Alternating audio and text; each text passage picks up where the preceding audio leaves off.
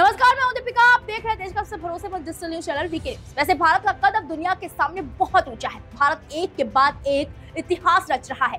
जमीन से लेकर आसमान तक भारत ने नया मुकाम हासिल किया है। भारत की जय जयकार हर जगह हो रही है। अभी G20 की कामयाबी की चर्चा कम नहीं हुई, तभी भारत को एक और मौका मिल गया पूरे विश्व के सामने अपना लोहा मनवाने का। वो मौका क्या है उसके बारे में आपको बताएं, उससे पहले भारत में चल रहे P20 के बारे में आपको बता देते हैं, जिसे लेकर भारत के दुश्मनों को मिर्ची लगी हुई है। 2 दिन तक चलने वाले इस P20 शिखर सम्मेलन का आयोजन द्वारका के India international convention and expo centre में किया जा रहा है। इस सेंटर को यशो भूमि के नाम से जाना जाता है। अधिकारियों के मुताबिक लगभग 27 देशों से वहां की संसद के स्पीकर और संसदीय प्रतिनिधि इस सम्मेलन में हिस्सा ले रहे हैं। सभी मेहमानों और गणमान्य व्यक्तियों के लिए अलग अलग होटलों में ठहरने की व्यवस्था की गई है। ये प्रतिनिधि शिखर सम्मेलन के लिए यशो भूमि जाएंगे।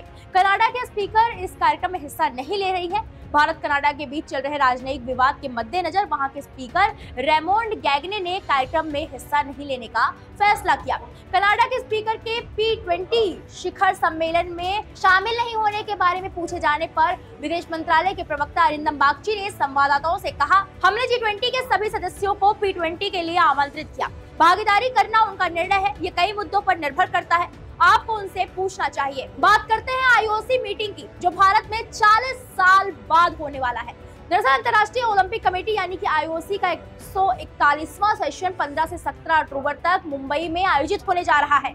40 साल बाद इसका आयोजन भारतीय सरजमी पर हो रहा है। इस सेशन के दौरान ओलंपिक के आगामी आयोजन से संबंधित मेजबान शहरों, खेल और महासंघों को शामिल करने या बाहर करने सहित ओलंपिक चार्टर में बदलाव से संबंधित महत्वपूर्ण निर्णय लिए जाएंगे।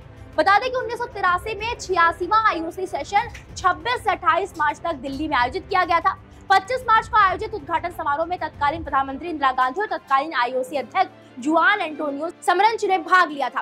बैठक में मुख्य आकर्षण 1984 के समर ओलंपिक खेलों के मेजबान लॉस एंजलिस के साथ साथ उसी साल साराजेवो में ओलंपिक शीतकालीन खेलों पर था। उस समय भारत में IOC के सदस्य अश्विनी कुमार थे, जिन्हें नई दिल्ली में सेशन के दौरान उपाध्यक्ष चुना गया था। 2016 से नीता अंबानी भारत में IOC सदस्य हैं। वो भारत की पहली महिला IOC सदस्य और खेलों की बड़ी समर्थक हैं। नीता अंबानी देश की खेल महाशक्ति बनने की क्षमता का समर्थन करने और भारत पर प्रकाश डालने में सबसे आगे रही हैं। वो साल 2016 में IOC के लिए चुनी गई। तब से उन्होंने ओलंपिक आंदोलन में भारत के योगदान को मजबूत करने के लिए गहरी और अटूट प्रतिबद्धता प्रदर्शित की। बताया जा रहा है कि संगठन में नया दृष्टिकोण और कौशल लाते हुए अंबानी को IOC सदस्य के रूप में उनके चुनाव के बाद से कई IOC आयोगों में नियुक्त किया गया है। वो इस वक्त ओलंपिक चैनल, ओलंपिक शिक्षा और संस्कृति और ओलंपिक विरासत की सदस्य हैं।